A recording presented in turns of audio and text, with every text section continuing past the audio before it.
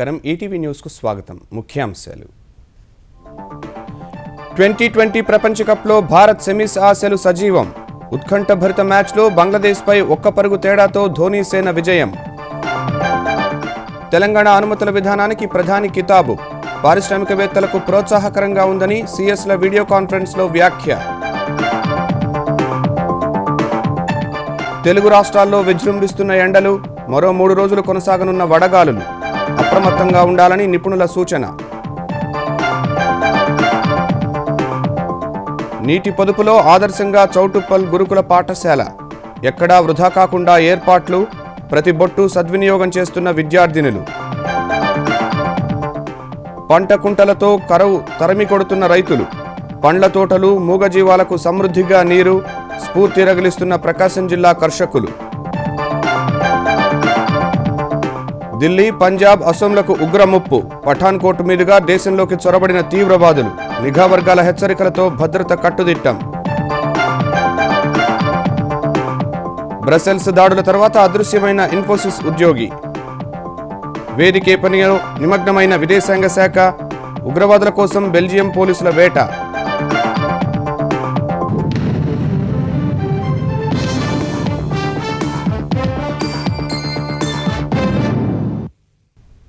పరిశ్రమలతో పాటు వివిధ ప్రాజెక్టులకు సంబంధించిన అనుమతుల విషయంలో తెలంగాణ సర్కార్ చొరవను ప్రధాని నరేంద్ర మోదీ ప్రశంసించారు. తెలంగాణ అధికారులు ఎప్పటికప్పుడు కేంద్రాన్ని సంప్రదిస్తూ ప్రాజెక్టులకు అనుమతులు సాధిస్తున్నారని రాష్ట్రాల ప్రధాన కార్యదర్శులతో నిర్వహించిన వీడియో కాన్ఫరెన్స్లో మోదీ అన్నారు. కేంద్ర ప్రభుత్వ పథకాలు అమలవుతున్న తీరుతెన్నులను ఆయా రాష్ట్రాల సీఎస్లను అడిగి తెలుసుకున్న ప్రధాని 12 అంశాలపై చర్చించారు. కేంద్ర ప్రభుత్వ పథకాలతో పాటు కేంద్రం తెలంగాణ కలిసి అమలు చేస్తున్న పథకాలు కార్యక్రమాల తీరును సీఎస్ రాజీవ్ శర్మ ద్వారా తెలుసుకున్నారు. ఈ సందర్భంగా తెలంగాణ పారిశ్రామిక విధానం టీఎస్ ఐపాస్ వాల్టా చట్టం గురించి ప్రధానికి రాజీవ్ శర్మ వివరించారు. గడువులోపు పారిశ్రామిక అనుమతులు ఇవ్వకుంటే నేరుగా అనుమతులు పొందినట్లేనని వివరించారు. ఈ విధానంపై హర్షం వ్యక్తం చేసిన ప్రధాని పారిశ్రామికవేత్తలకు ప్రోత్సాహకరంగా ఉందని మెచ్చుకున్నారు. ప్రభుత్వ పథకాలను సద్వినియోగం చేసుకుని పక్కా ప్రణాళికతో పనిచేస్తే వేసవిలోనూ నీటికి ఇబ్బంది పడాల్సిన అవసరం లేదని ప్రకాశం జిల్లా పొదిలి రైతులు నిరూపించారు. వాటర్ షెడ్ పథకంలో భాగంగా ఆంధ్రప్రదేశ్ ప్రభుత్వం పట్టుదలగా అమలు చేస్తున్న పంట కుంటలతో పండ్ల తోటలతో పాటు మూగజీవాలకు నీరు అందించగలుగుతున్నారు. భూగర్భ జలాలను పెంచుకుని నీటి చింత లేకుండా నిశ్చింతగా ఉండగలుగుతున్నారు.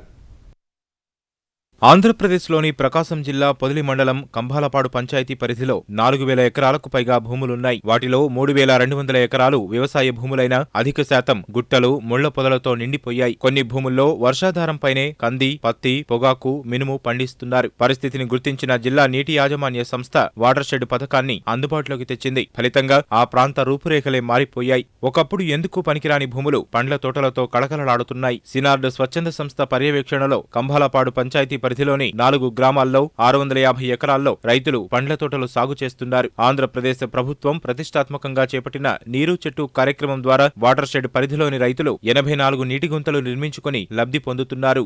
ఇక్కడ అదివరకు నీళ్ళు ఉండేది లేదు. గొర్రెలకు కానీ మా పొలాలకు కానీ మంచికి కానీ చెప్పరకు కానీ దేనికంటే నీళ్ళు ఉండేది లేదు. ఈ వాటర్ షెడ్ పథకం కింద ఈ ఇనుకుడు గుంటలు తీసిన దానివల్ల ఎప్పుడూ 2 అడుగులు నీళ్ళు ఉంటున్నాయి. గుంటలో నీళ్ళు ఉంటుంది. దానివల్ల మాకు సార్లు ఇక్కడ మామిడి మొక్కలు ఇచ్చారు. నాటినందుకు కానీ మొక్కలు చూసుకున్నందుకు కానీ నెల మాకు జీతాలు నెలకు 2500 కాడికి ఇస్తూ ఉన్నారు. ఈ కొంత నీళ్ళు లేకపోతే అసలు బాగా ఇబ్బంది అయ్యేది. ఇది తీపి బట్టి ఇంకా చాలా మంచిదైంది. దాని నుంచే ఒక 3 ఎకరాలు తడుతుంది మామిడి చెట్లు. ఇదివరకు నీళ్ళు నెత్తి మాత మోసుకొని చెట్లు బతికించుకున్నాం.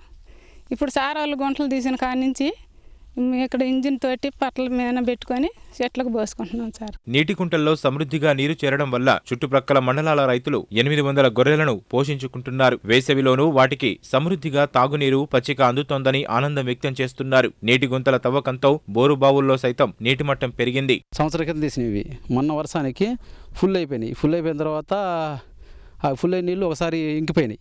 మళ్ళీ కురిసిన వర్షానికి మళ్ళీ ఫుల్ అయినాయి. అప్పుడు దీనివల్ల మళ్ళీ బోర్లకి ఇప్పుడు 15 అడుగుల్లోనే వచ్చేసినాయి.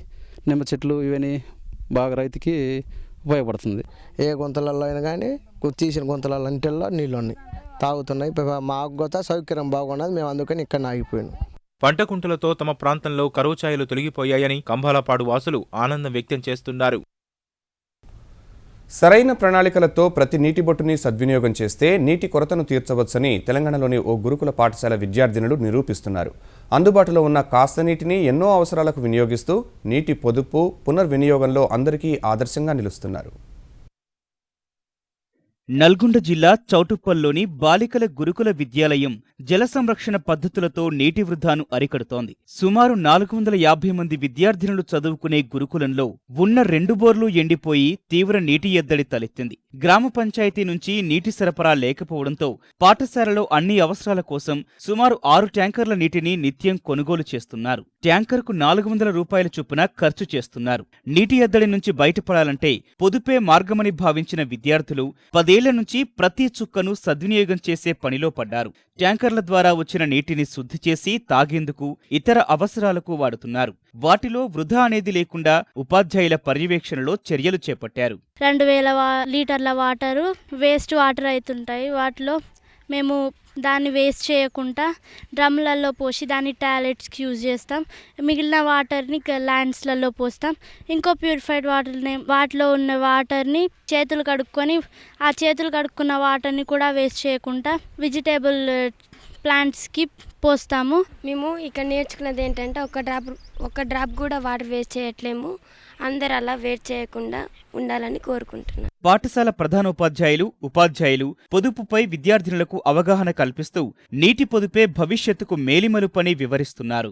కొన్నటువంటి ప్రతి డ్రాప్ని మేము ప్రతి 300 నుంచి 400 రూపాయలు వెచ్చించి ప్రభుత్వానికి అతి వ్యయమైనటువంటి ఈ ప్రాజెక్ట్ని ఏం చేస్తే మేము తక్కువ మోతాదులో తక్కువ ఖర్చు పెట్టవచ్చు అనేటటువంటి దాని మీద మా విద్యార్థులు మేమంతా కూడా ప్రత్యామ్నాయ పద్ధతులను ఎంపిక చేసుకున్నాము. డ్రైనేజ్ వాటర్ని కూడా రీసైక్లింగ్ చేసే విధానాలు వచ్చినట్టుగా వైజ్ఞానిక పద్ధతుల ద్వారా తెలుస్తున్నది. దాన్ని కూడా మేము వినియోగించడానికి పై అధికారులతోటి సంప్రదించి నీటి సమస్య ద్వారా బయటపడటానికి విజ్ఞానాన్ని ఉపయోగించి చేయడానికి ప్రయత్నం చేస్తున్నాము.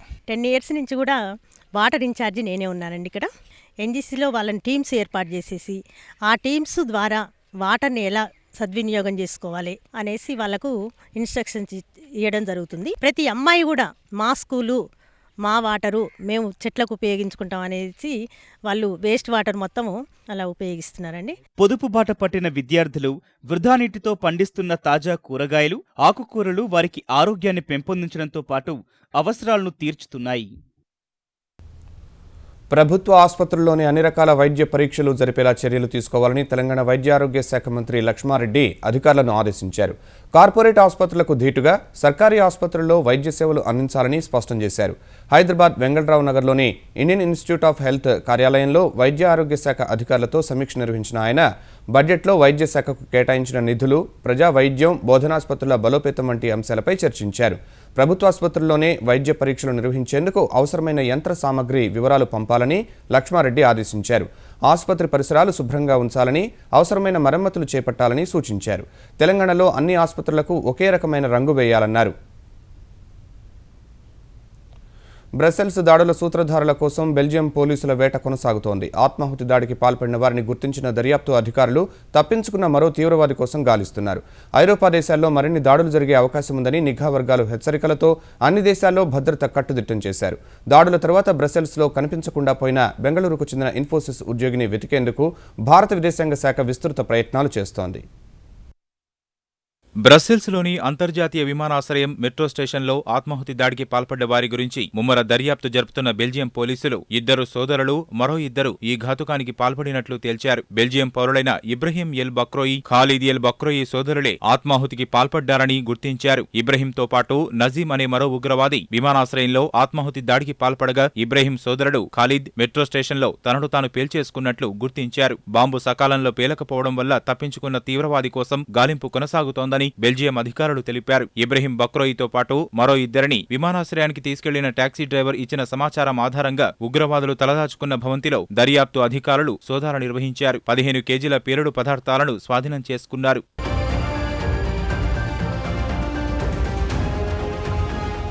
బెల్జియం ప్రభుత్వ అలసత్వం వల్లే దాడులు జరిగాయని టర్కీ ఆరోపించింది. ఆత్మాహుతి దాడికి పాల్పడిన ఇబ్రహీం ఎల్ బక్రూను గతేడాది జూన్లో నిర్బంధించినప్పటికీ అతడికి తీవ్రవాదులతో సంబంధాలున్నాయనే విషయాన్ని బెల్జియం ధృవీకరించలేదని టర్కీ అధ్యక్షుడు తయ్యిప్ ఎర్డోగాన్ వెల్లడించారు. బెల్జియం స్పందించకపోవడంతో తీవ్రవాదిని నెదర్లాండ్స్ కు పంపించామని వివరించారు. మరోవైపు శనివారం వరకు బ్రసెల్స్ విమానాశ్రయాన్ని తెరిచే అవకాశాలు లేవని అధికారులు ప్రకటించారు. అటు దాడుల్లో చనిపోయిన వారికి బాధితులు, ప్రజలు నివాళులు అర్పిస్తూనే ఉన్నారు. బ్రిటన్లోని చారిత్రక ప్రాంతాల్లో బెల్జియం జెండా రంగుల్లో దీపాలు వెలిగించారు.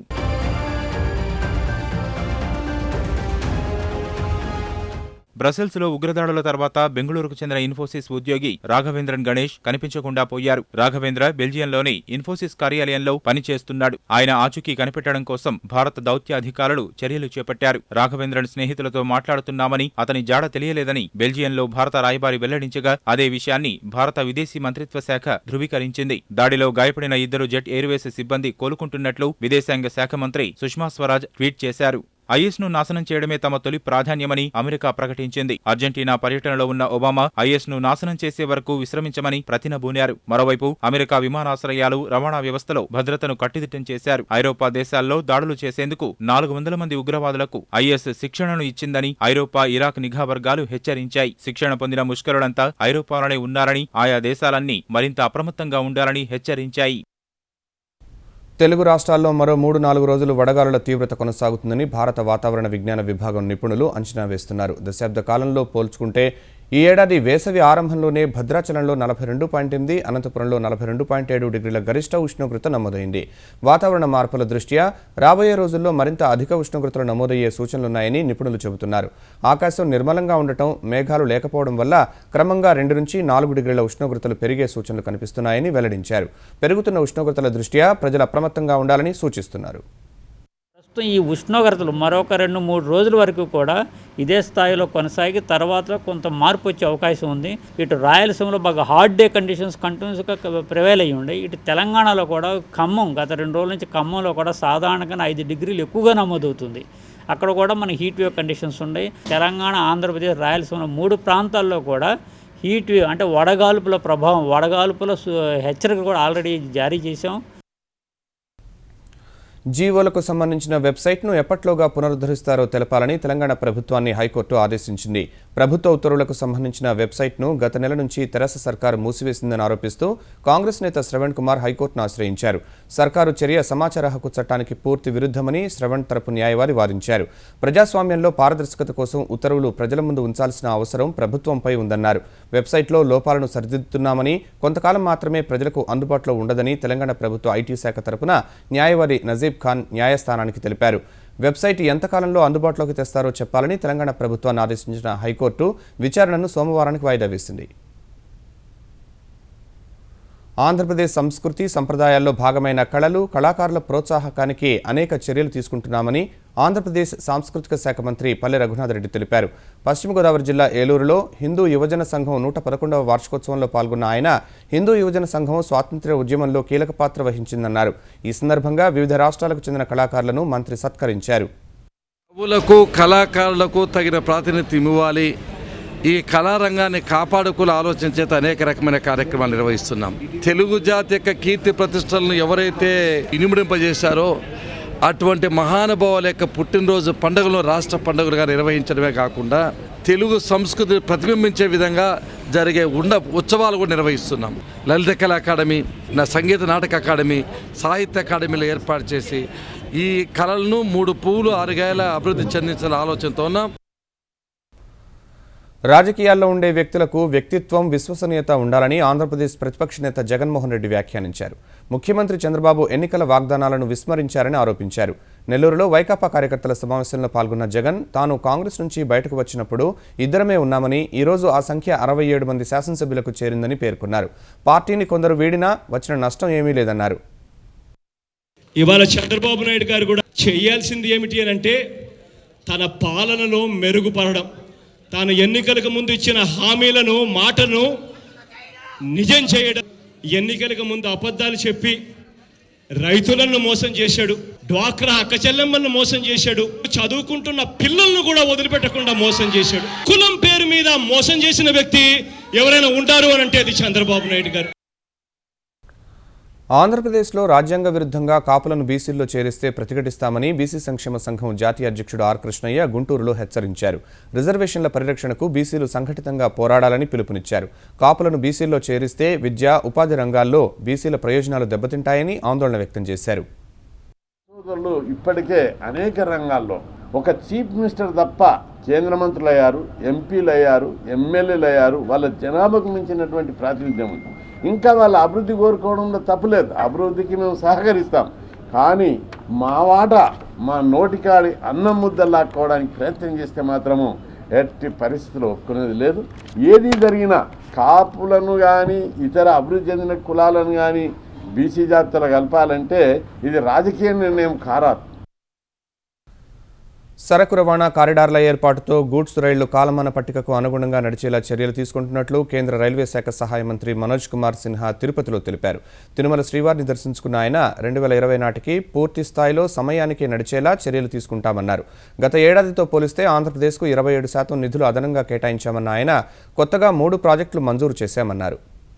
तिरुपति एक अत्यंत महत्वपूर्ण स्टेशन है और सांस्कृतिक दृष्टि से भी इसका बड़ा महत्व है पूरे देश में. देश भर से लोग यहाँ आते हैं और इसलिए तिरुपति स्टेशन पर जो यात्री सुविधाओं की दृष्टि से काम होने चाहिए, लिफ्ट, एस्केलेटर, वो काम कर दिए गए हैं. और इस वर्ष भी 10 करोड़ का काम इस बजट में स्वीकृत किया गया है. क्यों? तिरुचेंदूर स्टेशन कंजेशन है तिरुपति पर, सी कैटेगरी का उसे बी कैटेगरी का बनाने का प्रस्ताव किया है. పేద కుటుంబాల యువతుల పెళ్లిళ్లకు ఆర్థిక సాయం అందించేందుకు తెలంగాణ సర్కార్ ప్రతిష్టాత్మకంగా అమలు చేస్తున్న షాదీ ముబారక్ పథకంలో అక్రమార్కుల చేతివాటం ఒక్కొక్కటిగా బయటపడుతోంది. ఈ మేరకు హైదరాబాద్లో తొలి కేసు నమోదైంది. లబ్ధిదారులకు చెందాల్సిన మొత్తంలో కొంత కాజేసిన మీ సేవా కేంద్రం నిర్వాహకుడిపై దక్షిణ మండల పోలీసులు కేసు నమోదు చేశారు. నిర్వాహకుడితో పాటు మరికొంతమంది బ్రోకర్లు, అధికారుల పాత్ర ఉండొచ్చని పోలీసులు భావిస్తున్నారు. కిషన్ బాగ్ ఏరియాలో అసద్ బాబా నగర్ చెందిన సుమ్మయ్య బేగం షాదీ సంబంధించిన 51,000లో కేవలం 20,000 రూపాయలు మాత్రమే బెనిఫిషియరీకి ఇవ్వడం జరిగింది. మిగతా 31,000 కాజేయడం జరిగింది. మహమ్మద్ జాహేద్ అలీ అనే మీ సేవా సెంటర్ నిర్వాహకుడిని అరెస్ట్ చేసి 420, 406 కేసు కింద ఎఫ్ఐఆర్ నమోదు చేసి అరెస్ట్ చేయడం జరిగింది. అతని ఇల్లు సోదా చేయగా చాలా మంది అర్హులు సంబంధించిన 2 ATM కార్డులు, 15 పాస్ బుక్లు, ప్రాసెస్ చేస్తున్న 20 అప్లికేషన్లు, 2 చెక్ బుక్లు దొరకడం జరిగింది. ఇంపార్టెంట్ స్కీమ్ లో డబ్బులు దుర్వినియోగం సంబంధించి ఎవరు ప్రత్యక్షంగా కానీ పరోక్షంగా కానీ ప్రమేయం ఉన్న వారందరిపై చర్య తీసుకోవడం జరుగుతుంది. హైదరాబాద్ కేంద్రీయ విశ్వవిద్యాలయం ఉపకులపతి అప్పారావు భద్రతకు 1000 మంది పోలీసులను మోహరించిన సర్కారు తన కుమారుడి ఆత్మహత్యకు కారకులైన వారిపై మాత్రం ఎలాంటి చర్యలు తీసుకోలేదని విద్యార్థి రోహిత్ వేముల తల్లి రాధిక విమర్శించారు. గత రాత్రి విశ్వవిద్యాలయం గేటు వద్ద నిరసన తెలిపిన ఆమె పోలీసులు లోపలికి అనుమతించకపోవడంతో తిరిగి వెళ్లిపోయారు. ప్రభుత్వం మరీ ఇంత దౌర్జన్యం చేస్తుందని తానెప్పుడూ అనుకోలేదని ఆవేదన వ్యక్తం చేశారు. నా కొడుకుని చంపిన వీసీని లోపలికి ఎట్లా తీసుకొస్తారు, మళ్ళీ ఆ పోస్ట్ని ఎట్లా ఇస్తారు, సీట్లో ఆయన ఎట్లా కూర్చోబెట్టారు, అందుకని పిల్లలు నా తరఫున వాళ్ళు ఎట్లా కూర్చోబెట్టారు అడిగినందుకు లాఠీ చార్జ్ చేసి పిల్లల్ని బాగా కొట్టి వాళ్ళకి రక్తం కారుతున్నా కూడా పిల్లల్ని హాస్పిటల్ తీసుకెళ్లకుండా వాళ్ళని పోలీస్ స్టేషన్ తీసుకెళ్లి అరెస్ట్ చేశారు. ఆ విషయం తెలిసేసి నేను పిల్లలకి అన్నం పెట్టుకొని నీళ్లు అవి ఇచ్చుకుందామని వచ్చాను అన్నమాట. నేను తమిళనాడు గవర్నర్ రోసయ్య బంధువునంటూ ఉద్యోగాల పేరుతో పలువురిని మోసం చేసిన వినయ్ గుప్తా అనే వ్యక్తిని సైబరాబాద్ కమిషనరేట్ పరిధిలోని మేడిపల్లి పోలీసులు అరెస్ట్ చేశారు. అతని నుంచి ఖాళీ చెక్కులు, ఒప్పంద పత్రాలు స్వాధీనం చేసుకున్నారు. ఎస్ఐ ఉద్యోగాలు, తమిళనాడులో వైద్య విద్యా సీట్లు ఇప్పిస్తానంటూ బాధితుల నుంచి నిందితుడు భారీగా డబ్బులు వసూలు చేశాడని పోలీసులు తెలిపారు. 10th monthలో 2015 అప్పటి నుంచి వెరిఫై చేస్తున్నాము. అప్పటి నుంచి ఇతను అంతకుముందు ఒక బంజారాస్ ఒక ఇంట్లో ఉండేది, ఆ ఇల్లు కూడా నాదే అని చూపించడం జరిగింది. ఆ ఇల్లు కూడా ఒక ప్రముఖ వ్యక్తిది, స్పోర్ట్స్ ప్లేయర్ది, అది కూడా ఇతన్ని కాదని తెలిసి అక్కడ కూడా వాళ్ళని కూడా అంత మోసం చేశాడని చెప్పి మా ఇన్వెస్టిగేషన్లో తేలడం జరుగుతుంది. ఈ విధంగా మోసం చేయడం ఇది ఈ ఒక్కరికే కాకుండా ఇప్పుడు మీ కేసు రిజిస్టర్ చేసి అరెస్ట్ చేసిన తర్వాత చాలామంది కూడా బాధితులు ఇక్కడ అప్రోచ్ అవుతున్నారు. వాళ్ళని కన్సర్న్ పోలీస్ స్టేషన్లో కంప్లైంట్ చేయడం అని చేయండి అని చెప్పి చెప్పడం జరుగుతుంది. నీటి పొదుపును ఒక ఉద్యమంలా నిర్వహిస్తామని గ్రేటర్ హైదరాబాద్ మేయర్ బొంతు రామ్మోహన్ తెలిపారు. ప్రస్తుతం నగరంలో నీటి కొరత అధికంగా ఉందని హైదరాబాద్లో జరిగిన ఒక కార్యక్రమంలో వెల్లడించారు. నీటి సంరక్షణకు తెరాస సర్కార్ తీసుకుంటున్న చర్యలను ఆయన వివరించారు. జల సంరక్షణ అందరి బాధ్యతన్న ఆయన రోజురోజుకు భూగర్భ జలాలు అడుగంటిపోతున్నాయని ఆవేదన వ్యక్తం చేశారు. తిరుమలేసుని తెప్పోత్సవాలు 5 రోజుల పాటు వైభవంగా సాగాయి. ఆఖరి రోజు స్వామివారు తిరుచి వాహనంపై తిరువీధుల్లో ఊరేగింపుగా పుష్కరిణికి చేరుకున్నారు. కోనేటిలో నిర్మించిన తెప్పపై శ్రీదేవి భూదేవి సమేతంగా ఆసీనులైన స్వామివారు 7 మార్లు ప్రదక్షిణగా విహరించారు. విశేష తిరువాభరణాలు, పరిమళభరిత పూలమాలలతో అలంకార భూషితులైన ఉత్సవమూర్తులను వేల మంది భక్తులు దర్శించుకున్నారు. మంగళవాయిద్యాలు, వేదమంత్రాలు, భక్తి సంకీర్తనల మధ్య తెప్పోత్సవం వైభవంగా సాగింది.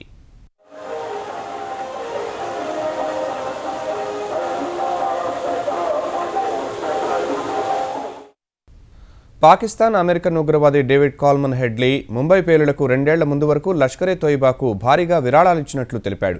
ముంబై ఉగ్రదాడి కేసులో బాంబే సెషన్స్ కోర్టులో విచారణ ఎదుర్కొంటున్న హెడ్లీ న్యూయార్క్లో వ్యాపారం ద్వారా వచ్చిన మొత్తం నుంచి ఎల్ఈటీకి 2006 వరకు 70 లక్షల రూపాయల వరకు విరాళాలిచ్చినట్టు అంగీకరించాడు. ఆ నిధులు ముంబై దాడుల కోసం ఇచ్చినవి కావని, అప్పటికి దాడికి సంబంధించిన ఏ ఆలోచన లేదని స్పష్టం చేశాడు. లష్కరే తోయిబా నుంచి రూపాయి కూడా తీసుకోలేదని కోర్టుకు తెలిపాడు. 1998లో ఒకసారి అమెరికా ఖర్చులపై పాకిస్తాన్ వెళ్లినట్టు వివరించాడు. తన ఉగ్రవాద కార్యకలాపాల గురించి తెహవూర్ రాణాకు తెలుసునని కోర్టుకు వెల్లడించాడు. హెడ్లీ తన భార్య సాజియా గిలానీకి సంబంధించిన ప్రశ్నలకు మాత్రం సమాధానం ఇవ్వడానికి నిరాకరించాడు. యావత్ భారతావని హోళీ సంబరాలు జరుపుకుంటున్న వేళ దేశ రాజధానిలో అలజడి సృష్టించేందుకు పాక్ ప్రేరేపిత తీవ్రవాదులు కుట్ర పన్నినట్లు నిఘా వర్గాలు గుర్తించాయి. ఈ మేరకు పాకిస్తాన్ సైన్యంలో పనిచేసిన మహమ్మద్ ఖుర్షీద్ ఆలం అనే వ్యక్తి 6 కరడుగట్టిన తీవ్రవాదులతో పంజాబ్లోని పఠాన్కోట్ సరిహద్దు గుండా దేశంలోకి చొరబడినట్లు నిఘా వర్గాలు తెలిపాయి. ఢిల్లీలోని హోటళ్లు, ఆసుపత్రుల్లో మారణహోమం సృష్టించేందుకు ఉగ్రవాదులు ప్రవేశించినట్లు తెలుస్తోంది. అతడి కదలిక పట్ల అప్రమత్తంగా ఉండాలని ఢిల్లీ, పంజాబ్, అసోంలకు కేంద్రం సూచించింది. మహమ్మద్ ఖుర్షీద్ 2015లో బార్పేట్లోని ఒక మదర్సాను సందర్శించాడని, అక్కడే 5 రోజులు ఉన్నాడని తెలిసింది. దేశంలో వివిధ బ్యాంకులకు దాదాపు 9,000 కోట్లు బకాయి పడి దేశం వీడి వెళ్లిపోయిన వ్యాపారవేత్త విజయ్ మాల్యా మరో కీలక పదవికి కూడా రాజీనామా చేశారు. ఇప్పటికే యునైటెడ్ బ్రూవరీస్ నుంచి అధికారికంగా తప్పుకున్న మాల్యా తనకే చెందిన ఔషధ రంగ సంస్థ సనోఫీ ఇండియా చైర్మన్ పదవి నుంచి తప్పుకున్నారు. ఈ మేరకు సంస్థకు లేఖ రాసిన మాల్యా లండన్లో ఉన్న తన కుటుంబ సభ్యులతో ఎక్కువ కాలం గడిపేందుకే ఈ నిర్ణయం తీసుకున్నట్టు పేర్కొన్నారు. 100 కోట్ల టర్నోవర్ సనోఫీ సంస్థకు 42 ఏళ్ల పాటు డైరెక్టర్గా, 32 ఏళ్లు చైర్మన్గా వ్యవహరించిన మాల్యా తదుపరి ఎన్నికల్లో తన పేరును పరిశీలించవద్దని సూచించారు. మరోవైపు ఐడీబీఐ బ్యాంకు కేసుకు సంబంధించి ఏప్రిల్ 2న వ్యక్తిగతంగా హాజరు కావాలని ఈడీ సమన్లు జారీ చేసినప్పటికీ మాల్యా భారత్కు తిరిగి రావడం ప్రశ్నార్థకంగానే మారింది. కేవలం 20 రోజుల్లోనే ఐడీబీఐ బ్యాంకు మాల్యాకు 900 కోట్ల రుణాన్ని చేయడంపైన ఈడీ విచారణ జరుపుతోంది. గవర్నర్ పాలనలో ఉన్న జమ్మూ కశ్మీర్లో నూతన ప్రభుత్వం కొలువుదీరేందుకు మార్గం సుగమం అవుతోంది. పీడీపీ అధ్యక్షురాలు మెహబూబా ముఫ్తీ మోదీతో సానుకూల చర్చలు జరిపిన వేళ పీడీపీ, భాజపాలతో గవర్నర్ శుక్రవారం సమావేశం కానున్నారు. ఈ మేరకు ఆయా పార్టీలకు ఆయన సమాచారం అందించారు. గవర్నర్తో భేటీ తర్వాత ప్రభుత్వ ఏర్పాటుపై పీడీపీ, భాజపా సంయుక్త ప్రకటన చేసే అవకాశం ఉంది. గవర్నర్తో భేటీ కంటే ముందు పార్టీ సీనియర్లతో చర్చించేందుకు మెహబూబా సమాయత్తమయ్యారు. ఈ రోజు సాయంత్రం 4 గంటలకు పార్టీ అగ్రనేతలతో చర్చించనున్నారు.